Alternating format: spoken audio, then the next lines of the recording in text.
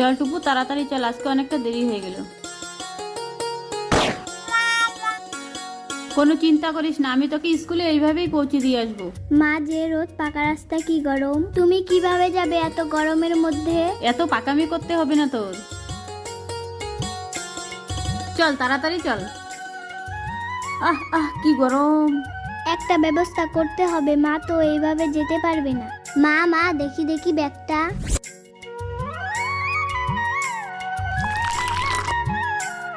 মা, তুমি একটু বোতলটা ধরো, আমি আসতেছি।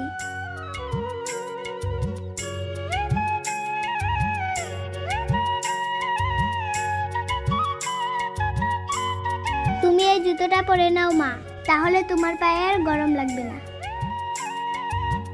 চল তাড়াতাড়ি। তোমাদের সন্তানরাও কি এরকম ভালোবাসে? তাহলে কমেন্টে লিখে জানাও।